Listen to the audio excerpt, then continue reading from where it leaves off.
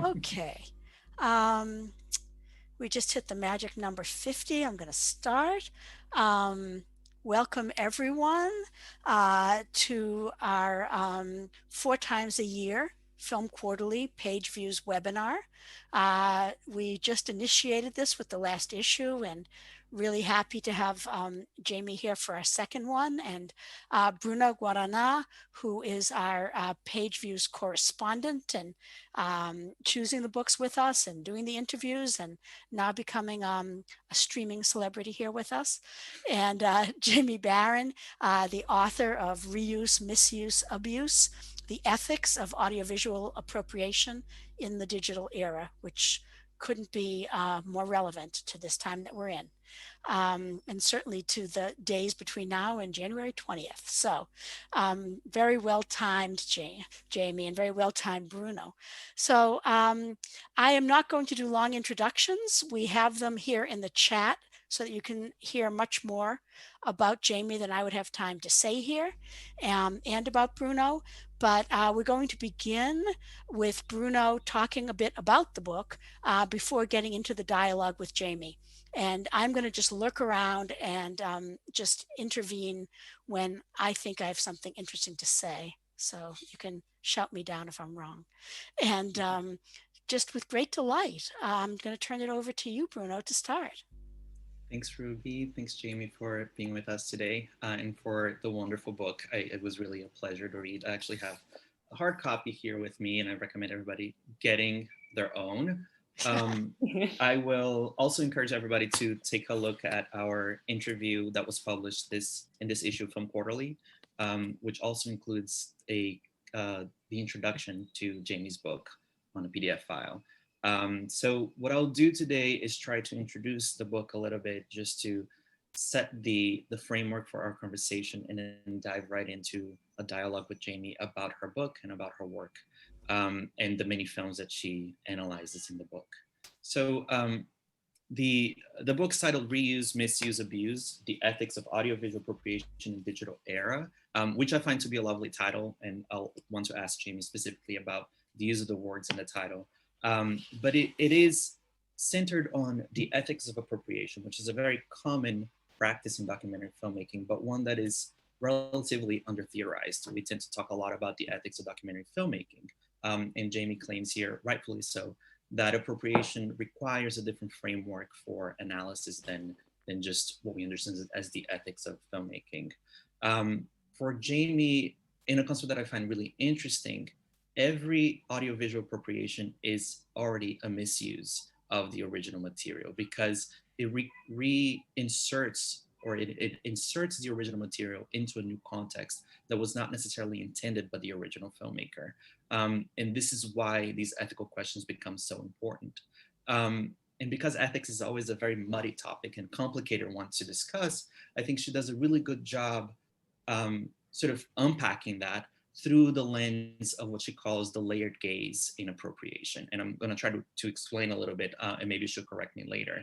So she says that every appropriation has an inherent layered gaze. And it is layered because it contains the original gaze of the camera or the filmmaker upon the act of shooting and recording a particular subject.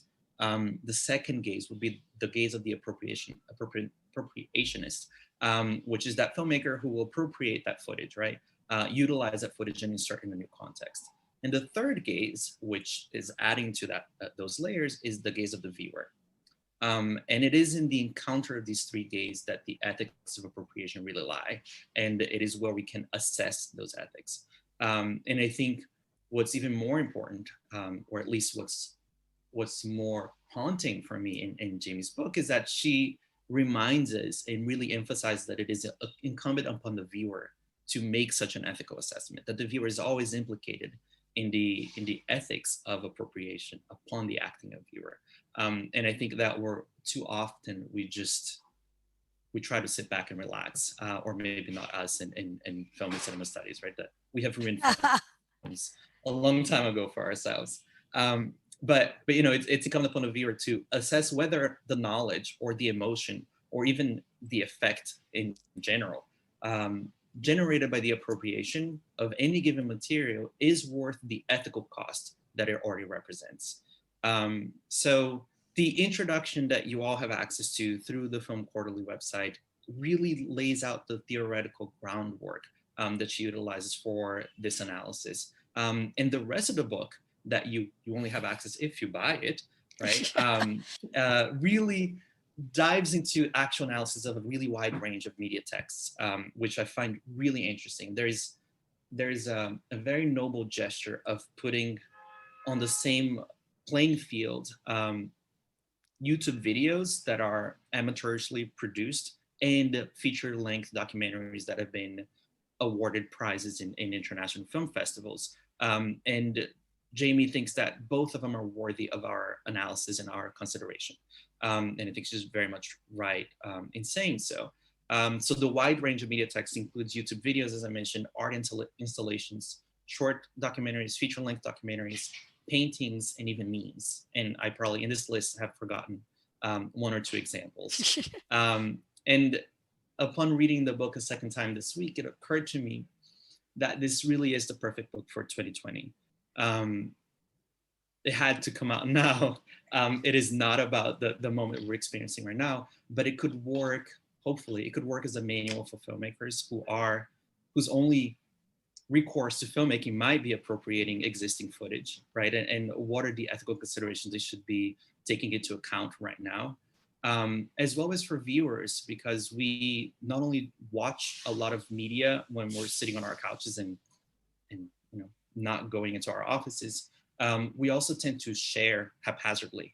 And I think that the ethical implications of the viewer that Jaimie speaks of in the book is further exacerbated by the fact that we tend to share those media with our students, our colleagues, other filmmakers, and the social media in general.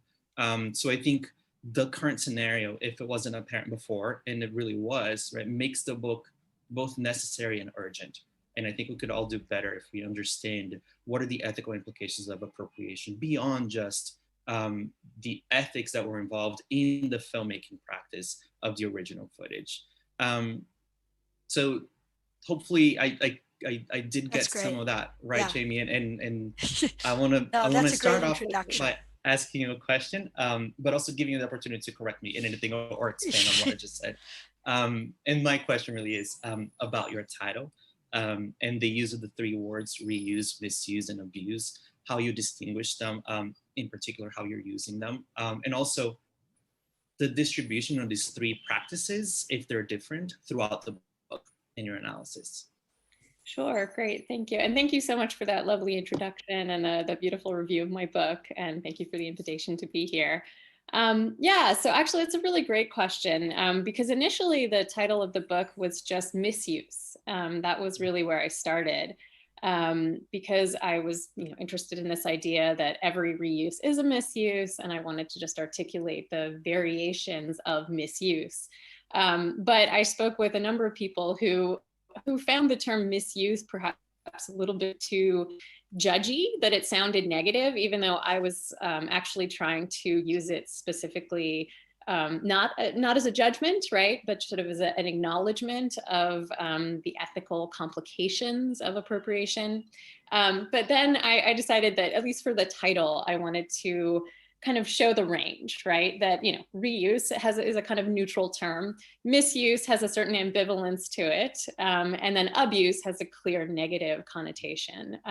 So I see all appropriations as misuses, and they're all reuses.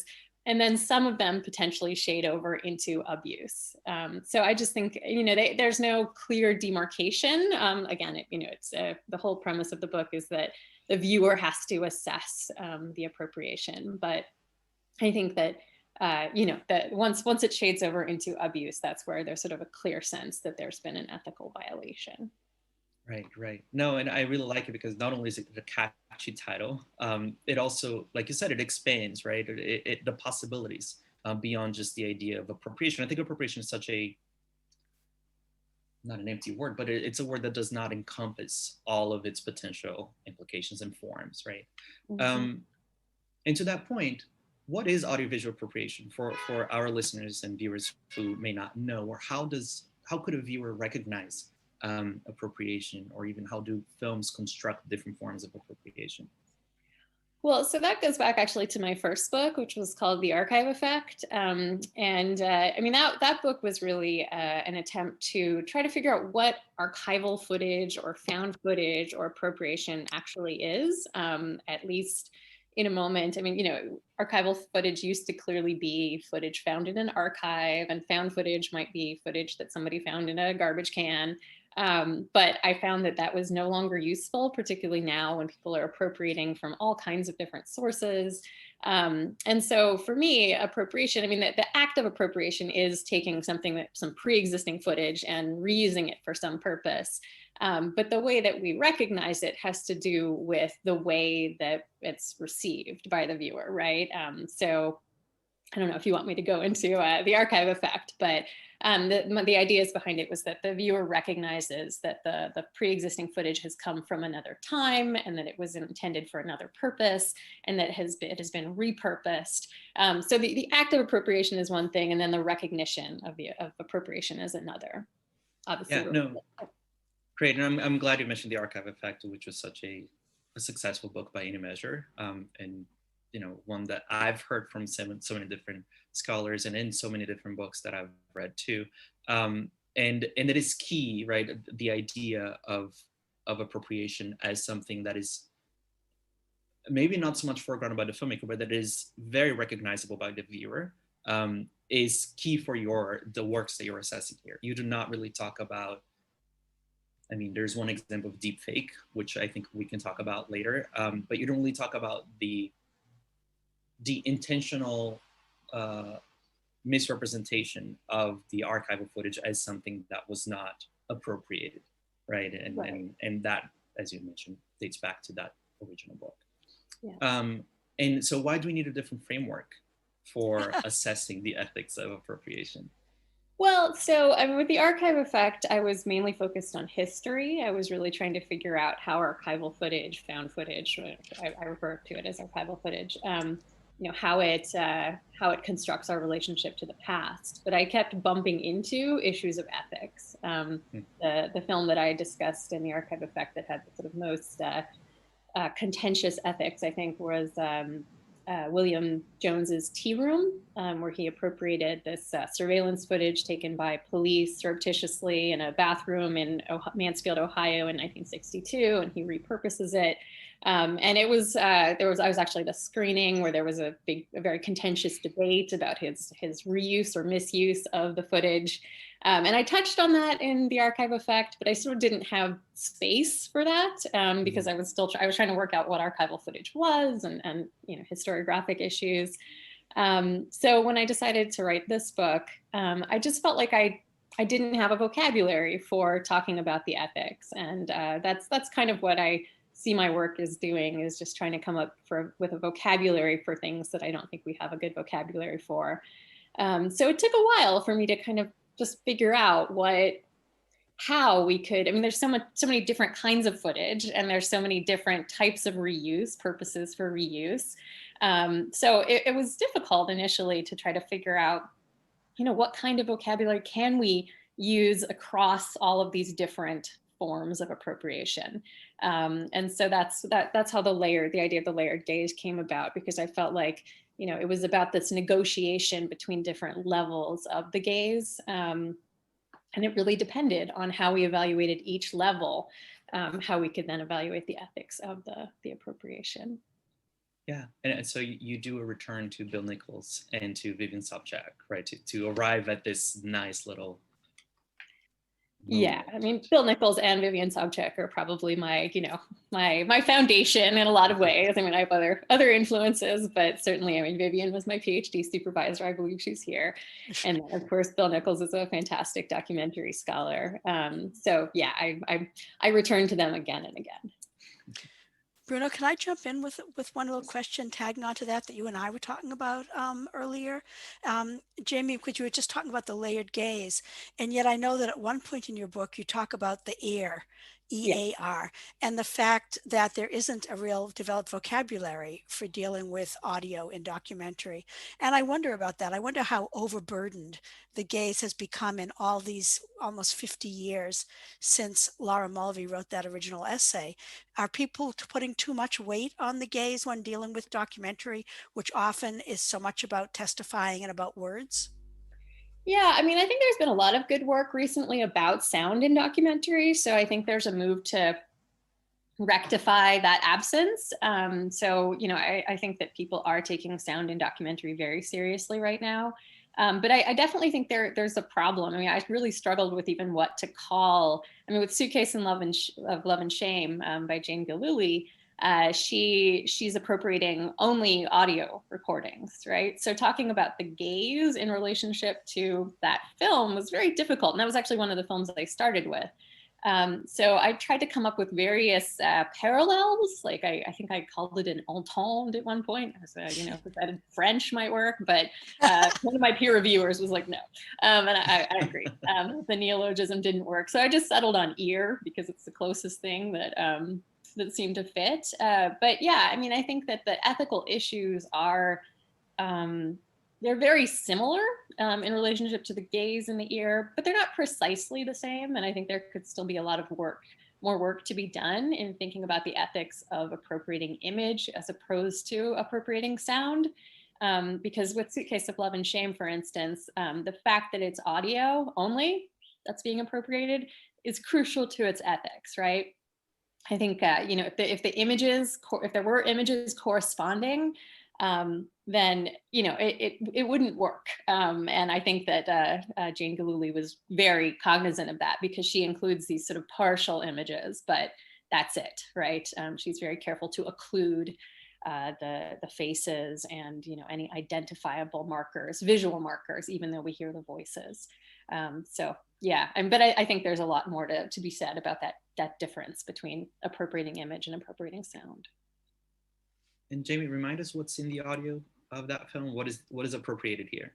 Okay, so yeah, so so Jane Gillooly found a suitcase of Love and Shame. It was called that on eBay, and she purchased this on eBay, and it was, I think, 60 reel-to-reel tapes from the the early 60s, I believe, and it was two people who were having an affair.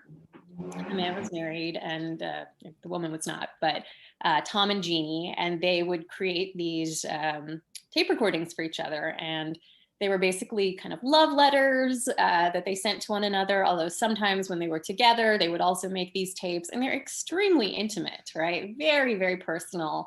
Some of them are quite sexual, but some of them are the even more intimate ones, I think, are the ones that are, you know, sort of deeply confessional.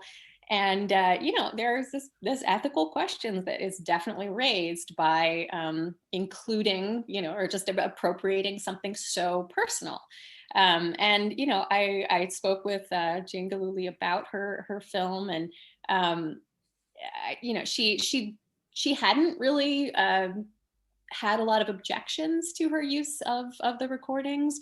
So I thought that was interesting that, you know, most people found it acceptable, ethically speaking. And I do think, though, that a lot of that has to do with the fact that it was sound, right? And I think that we have a different relationship to voice than we do to image. And I think we still lack a complete vocabulary for that. But it's a beautiful film. You know, I think that it's, you know, for me, you know, there's an ethical cost. There's no question about that. Right. But, you know, I think on the whole, for me, it's worth it. But, you know, for another viewer, they might feel differently, right? So that's the trouble with ethics, is it's so dependent on the person who's actually, you know, watching or listening. Yeah, it's interesting to hear you say that the filmmaker was not necessarily struggling with appropriating the audio, but no, at the same time, the way the film looks. Yeah, no, I don't want to misrepresent her. She actually, I think, was thinking very, very explicitly about the ethics. And she does a lot of things to, I think, try to mitigate this sense of ethical trespass. So I think it's very central to the film. It's just that she had the sense that most audiences, and there were a few exceptions, that most audiences didn't find it exploitative, or at least not that she had heard. Yeah. No, I was just going to point out that too, as you show in the book, that the visuals of the film address that, right? By not representing these subjects visually, it is already considering that they shouldn't be looked at as, we shouldn't adopt, as you call, a voyeuristic gaze onto them, right? It's a different form of appropriation here. Yeah. Ruby, did you want to? No, I'll listen. I'll listen for a bit. The other thing, since we talked about filmmaker in particular, I know some of the filmmakers that you talk about in the book are here present in the webinar. I'm interested to hear a little bit about your method of interviewing certain filmmakers, how we get access to them, and whether you thought that they were dealing with these ethical questions on the same level that you were, or if there were surprises from on their perspective as well that you hadn't thought of. That's a good question. Well, so in terms of finding the materials and sort of getting in touch with filmmakers, a lot of it for me came through the Festival of Appropriation, which is the film festival that I have directed for the past, 10 or so years. So it's a festival, a yearly festival, usually yearly. Right now it's on hiatus, but like so much. Yes, like so much.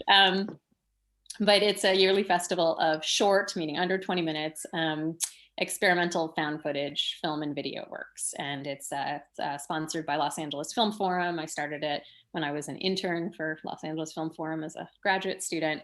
I like to joke that I founded that film festival so that filmmakers would send my research materials directly to my house because initially it was mailed in DVDs, although now of course it's online submissions. But that's how I have come across a lot of the films that I write about. It was certainly the more shorter experimental ones. And so then that gave me an opportunity also to speak with filmmakers about their work. And I mean, I certainly have had discussions explicitly with filmmakers about ethics, but I was trying to work out a scholarly vocabulary for it. So I wasn't so much. I don't think filmmakers were necessarily, thinking along the same lines that I were, but they were certainly grappling with related questions, right? And so I think I saw that Jennifer Proctor is here. I know that she thinks a lot about ethics in her work, right? She mostly works in found footage, and it's something that she is constantly, I think, negotiating. So yeah, I mean, I think I'm hoping that the book will offer a useful vocabulary for filmmakers to talk about their own works and other people's works and works they might like to make. But it's certainly a scholarly vocabulary rather than I'm not a maker myself. Okay, I will jump in, Bruno, since you gave me that other invitation. So were there conflicts along those lines? I mean, this sounds very friendly so far, but did you find that you actually disapproved or questioned the ethics of some of the filmmakers, or were those texts that you set aside because you didn't feel comfortable being in that position? Well, so the texts that I'm interested in or most interested in, I guess, are the ones that are kind of on the line, right? That are, they're not clearly totally ethical. There's some films that I watch and I'm like, there's no ethical issue here, right? I just feel like this is totally justified. I don't see an ethical cost particularly. But, as a curator, I certainly never chose any films that I thought were abusive, right? Instances of abuse. So I never had to confront any filmmakers and say, I mean, like Dominique Gagnon, for instance, is an example of a filmmaker that I did not want to talk to because I am quite negative about his film, and I certainly never spoke to him about it. But most of the other films that I write about, I have a great respect for the films.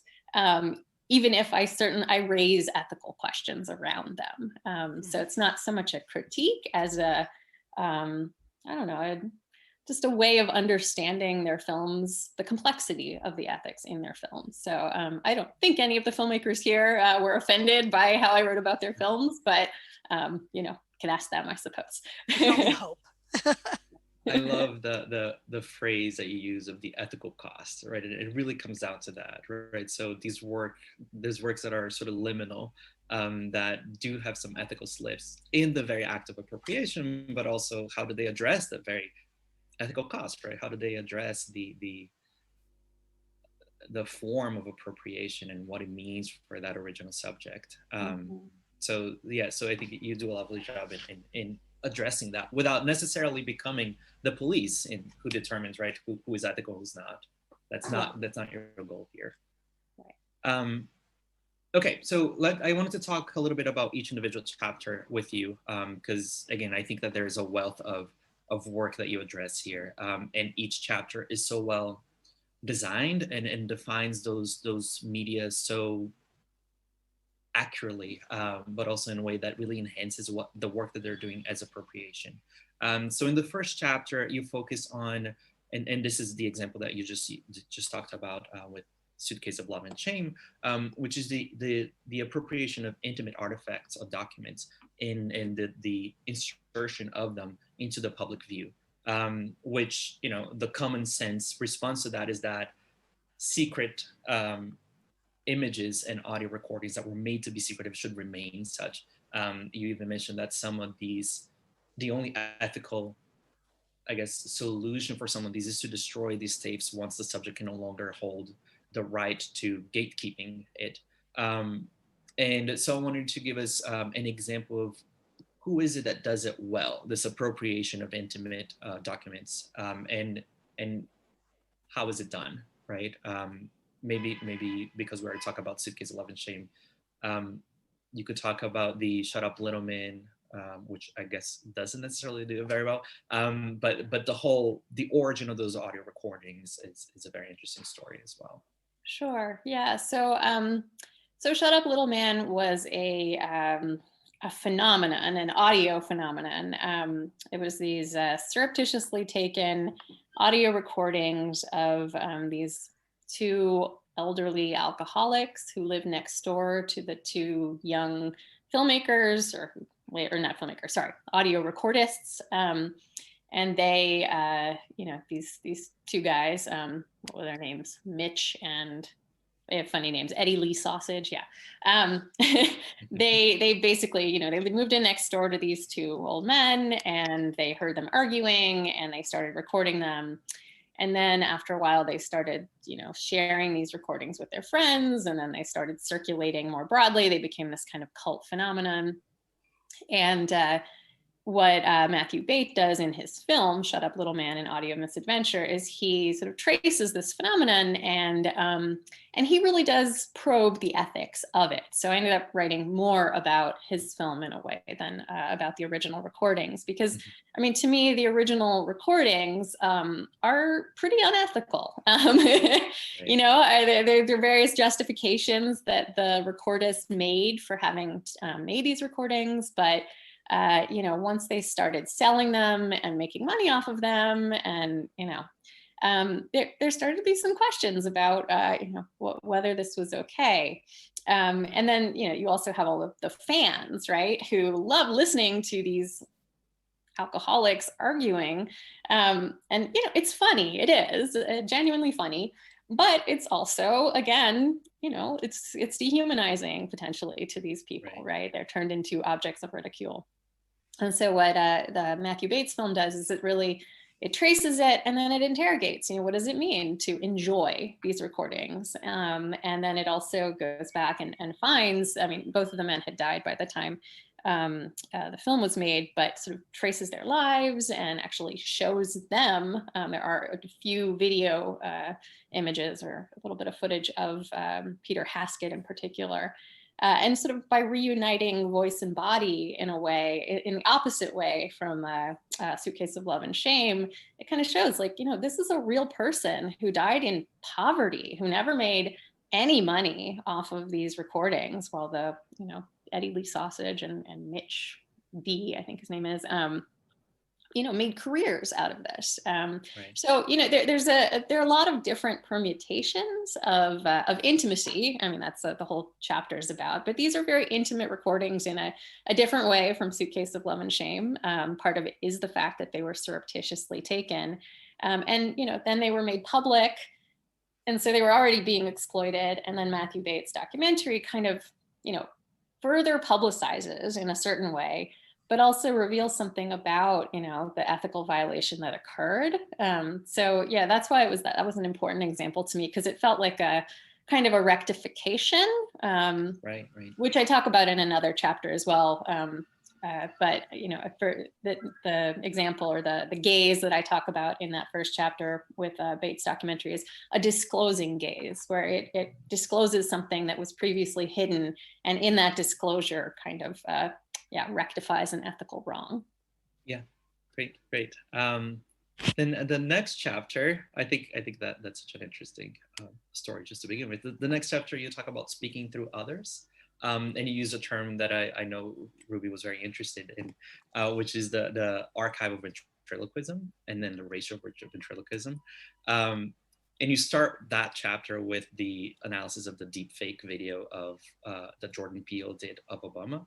But in that case, they actually address the appropriation in the video, which I think makes it fitting for your book, right? It's not just a deep fake.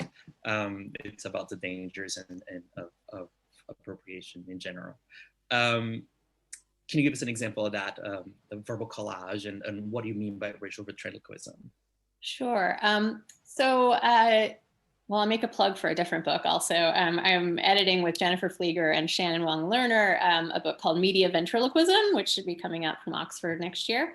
So I'm interested in ventriloquism more broadly, but in reuse, misuse, abuse, what I'm talking about is the ways in which audiovisual appropriation becomes a way of speaking through somebody else's voice. And that can be re-editing their voice. And, so I use examples like, re-edits of the State of the Union speeches by various presidents, where they're made to say something that they didn't say, but it's obvious, right? It's a joke. It could be a critique, but, it's mostly kind of making a powerful figure say something that they would never say. But I move from the ones that are just sort of playful to satirical videos. Palin's Breath by Reckon Salvage. I think actually Erin Valdez, who's from Reckon Salvage, is here. Using the Palin speech, editing everything out except for her sort of mouth noises and breathing. It becomes a form of sort of a kind of political satire where there's a critique involved. Also, Erin's re-editing of Bill Clinton's, one of his State of the Union speeches, right? Mm-hmm. So these become a way of critiquing powerful figures. But then you also get other instances where somebody is completely misrepresented.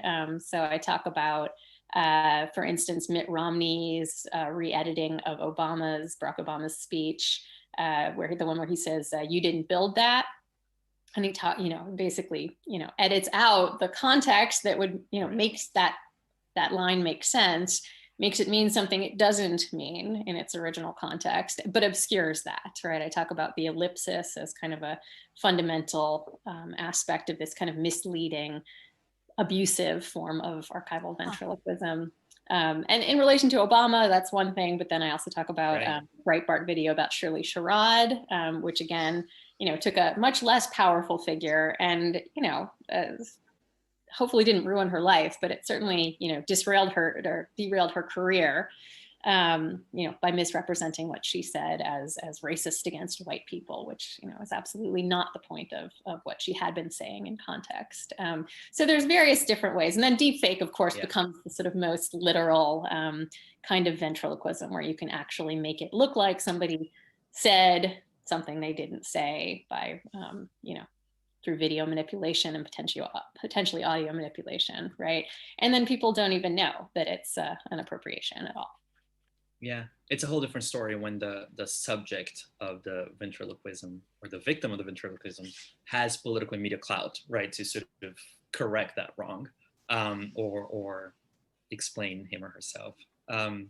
yeah, what I really like about this chapter is that you find these media texts everywhere, and they're very short videos, and you spend so much time just going through them. Like it really shows the value of that kind of conscientious watching, that we should all sort of embrace in general. Yeah, I mean, I found that, at least the kind of writing I like to do is I like to be able to come up with terms that apply to all kinds of texts, Mm-hmm. that, are not just about whatever highbrow or lowbrow or Right. whatever, right? But just sort of, about audiovisual appropriation as a practice across the board. Mhm. Yeah. I just want to point out for people who are attending that Mark Francis has been posting in the chat the links to some of these things that you've been mentioning. So there's a link to Shut Up Little Man. There's a link to the Obama deep fake. So if you're online now and you're wondering where these are, where these pieces are that Jaimie's mentioning, just copy them out of the chat. They're right there. There are great videos of Obama singing Carly Rae songs and Daft Punk. All this applies. Yeah, and some of it's just fun, right? I mean, some of it's just like totally enjoyable. I mean, I love some of it's not. Some of it's not. Some of it's totally offensive and horrible. So in your third chapter, you talk about dislocating the hegemonic gaze. And then you talk about a film that I'm fascinated by, which is Jennifer Proctor's What Happened to Her. Tell us a little bit about that. Christie's film, Christy Guevara-Flanagan's film, or are you talking about? I'm sorry. Yes. I got my filmmakers confused. They're both here. What Happened to Her? Sure we get it right. And Jennifer Proctor's Am I Pretty? And they're both in the same chapter. So maybe we have time to talk briefly about both of them. Sure. And how they dislocate the hegemonic gaze, as you claim here. Yeah, great. Well, so Am I Pretty? Jennifer Proctor's film. So what she does in the film is she's appropriating videos from YouTube that young girls have posted, asking whether they're pretty or not. And apparently this is a, somewhat common thing that young girls have done, where they sort of say to the internet, like, here I am I pretty or am I ugly?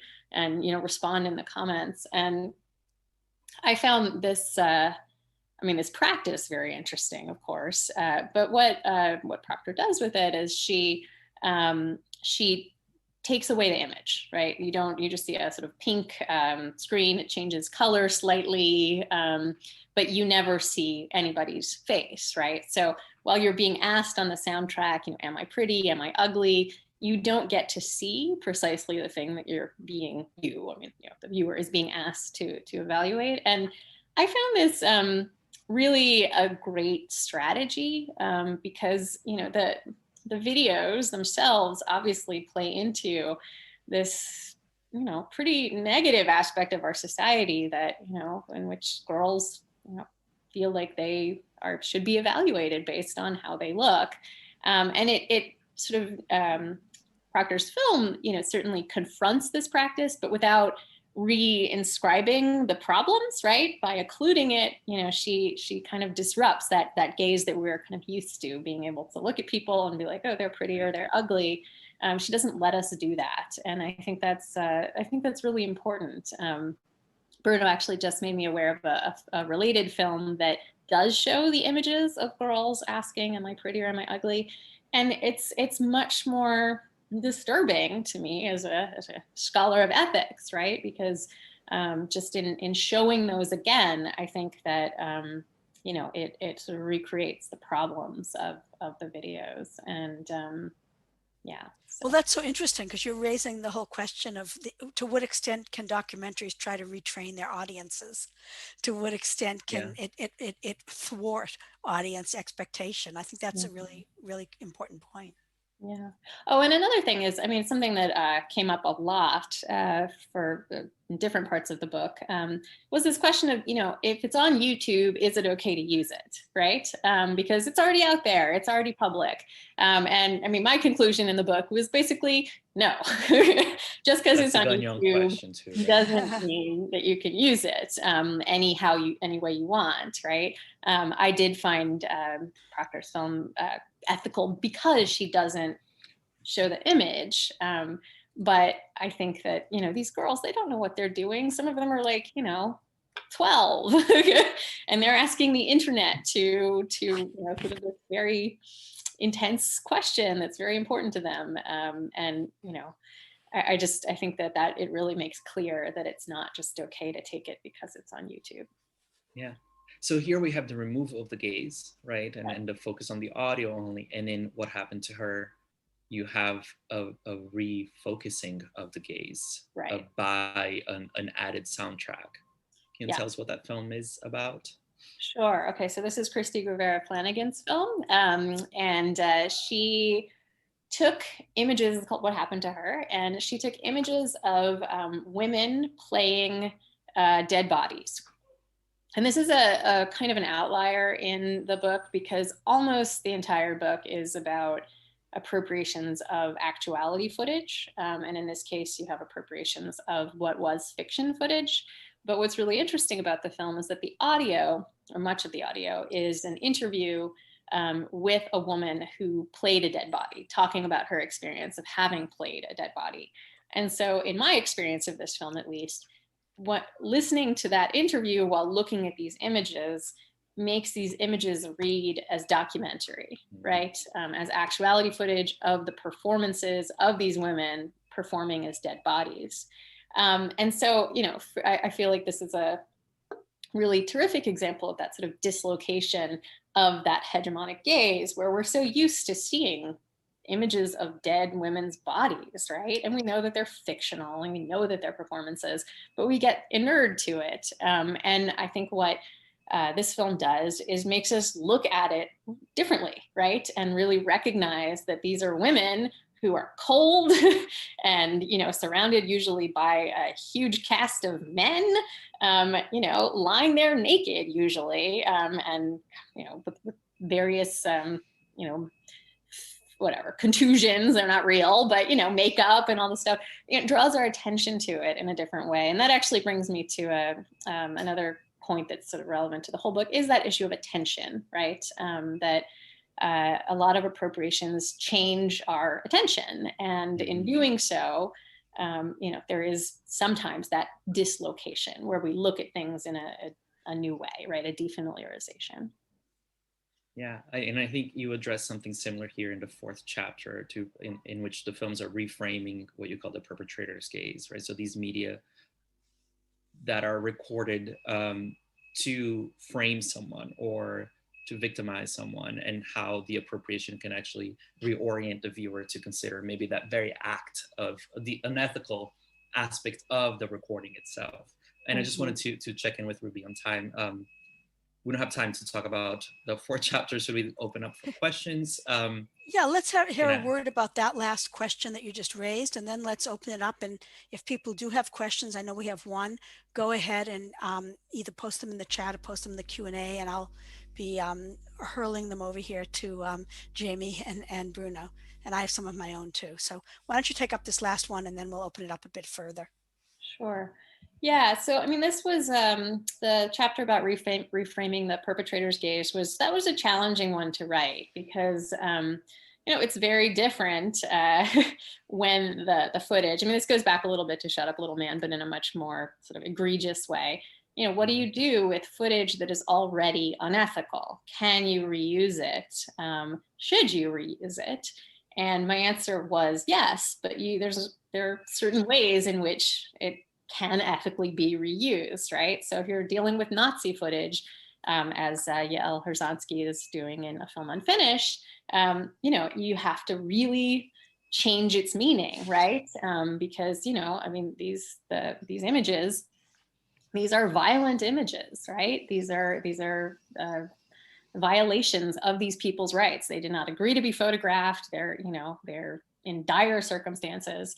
So, I talk a lot about how this sort of dehumanizing perpetrator's gaze, if the appropriation filmmaker really, deals with the ethics, right, really confronts the dehumanization, there's a way of kind of reinscribing a humane, ethical gaze over and above the unethical gaze. And Jaimie, as you talk about that, I noticed that Chris Horak had actually posted a question specifically about this, I'm going to read this, Chris, that's saying that one issue he's been concerned about is the use of footage in Holocaust-related films, which often, he's taken a different direction, that the footage is often not original documents, but instead pretend to function as evidence. So does the Holocaust require a different ethical gaze? That's ultimately his question, which you've begun answering already in your own observations. Yeah, no, I mean, those are sort of, I mean, two related issues. I mean, one is actually reusing actual Holocaust footage, right? And particularly if it was shot by the Nazis, right? Kind of reclaiming the footage and reframing it and making it mean something else, right? But the sort of simulation of Holocaust footage is sort of a whole different thing, right? Because there you are, I mean, that actually goes back more to my first book, where I talk about faking the archive effect, right? Where you make fake footage and you present it as if it has that evidentiary power of archival footage. And I see that as misleading, right? So, I mean, the ethical violation then is not against the people in the footage, but it's potentially against the audience who believes that they're looking at actuality Holocaust footage. Well, I have a completely different question for you. And I don't know if you've seen this film or not. David France's Welcome to Chechnya, a recent film that was, I think, started out the beginning of this year at Sundance, about the hunting down and murder of gay people in Chechnya and the hunt for them in other countries that they've escaped to. And at the end of the it's a documentary, and it's very grueling. People are escaping, or people are going to an airport to pick someone up before before somebody else catches them. And at the very end of the film, you discover that the person you thought you knew has been a deep fake the whole time, and he decides to come out as himself with his own face in a final hearing. And it's very shocking. So I just am curious. I mean, you haven't seen the film, so you can't really respond, but I was just curious if you'd heard about it and if you had any thoughts about the way in which it's being deployed now, or perhaps concerns about the way it might be deployed in unethical ways in the future. Yeah, that's a great question. I mean, I think the question of what deepfakes are going to do to our whole sense of, the believability, the evidentiary value of images, of voice recordings, who knows, right? I mean, it's huge. I haven't seen Welcome to Chechnya, but that's interesting that the faces that you see, they're deep fakes, and then you see the real face at the end.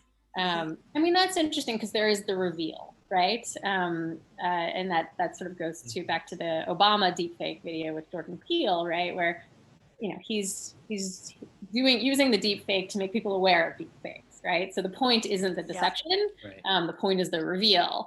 When the point is the deception, then that becomes, again, ethically sort of more abusive, because audiences don't know that they're being given something that's not, or is presented as actuality and it's not. Yeah.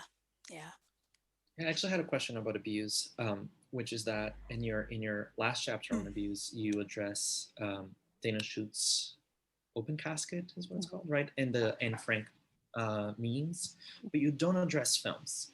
And I thought that was very interesting. And you open the book with Gagnon's film, which I think you would assess as abusive in many ways. And there are a couple of media texts that are sprinkled throughout the book that do point towards abuse, or that you point towards their abuse. But the question is, without trying not to be too long-winded, if that was a conscientious gesture to withhold the titles that would be abusive, so that you don't perpetrate that abuse, or you don't promote those films in some ways, was that at all? Yes, I mean, that was definitely yes. The simple answer is yes. I don't like to write about films that I really hate and think are awful. I don't want to give them, that kind of attention. I did write about Of the North just because the controversy around it, I thought, illuminated a lot of things that I wanted to talk about. So I did write about that film. But I felt, for the abuse chapter, I felt like the Schutz painting and then the Anne Frank memes did the work that I needed them to do, and Mhm. also showed that it, these issues are relevant to, static forms and non-time based Yeah. medium or media. Right.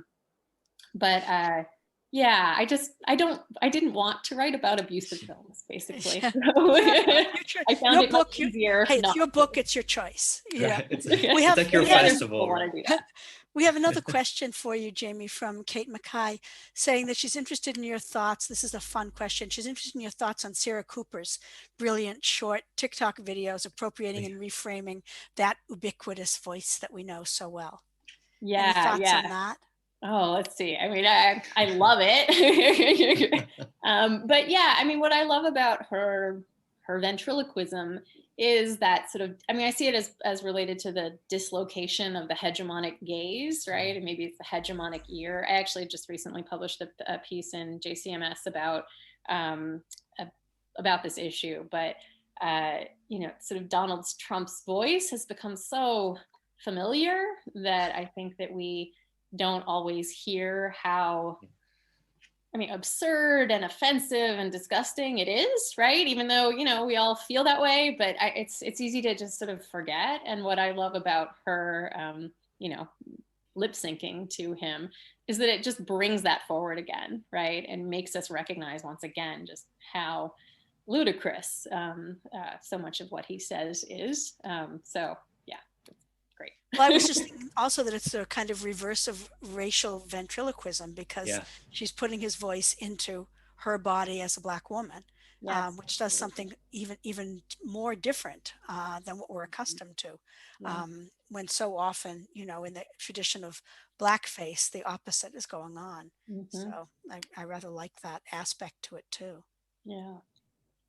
Bruno, I know there were one or two other things you wanted to ask about before we paused for questions. Did you want to go back to those? I think I was able to ask them about the last chapter. Yeah, exactly. I mean, there's a question that's sort of it's complicated, which is around the Sarah McComas Weir film, which I think is particularly complicated, about victim impact videos. Could you talk a little bit about that and how it does or does not reframe the perpetrator's case? Yeah, sure. So I think Brian Fry is actually here. He's the filmmaker of Yes. Thomas Weir. So what he did is oh God, this is such a long, complicated story. But so there was a court case in which a man was, Douglas Kelly was convicted of murdering Sarah Nokomis Weir. But then in the sentencing phase of the trial, the jury was presented with a victim impact video, which was images of Sarah Nokomis Weir throughout her life, from babyhood to around the time she died. And it was accompanied by Enya music and then a voiceover by her adopted mother, just talking about the images. And Douglas Kelly was actually sentenced to death. I think he's still on death row.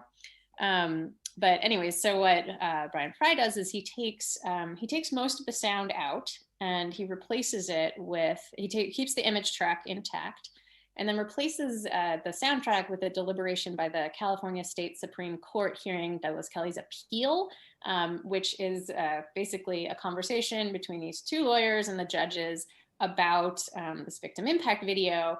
And what I find most fascinating about the film and the discussion that you hear is that these lawyers and judges are clearly not film scholars, right? They don't have a vocabulary for talking about how video works, right? And so they say all kinds of sort of absurd things about this video that from a film scholar's perspective certainly shouldn't be used to determine whether somebody is sentenced to death or not, right? It exposes this flaw in our contemporary or the US contemporary legal system. And so, I mean, there's a lot of different gazes because,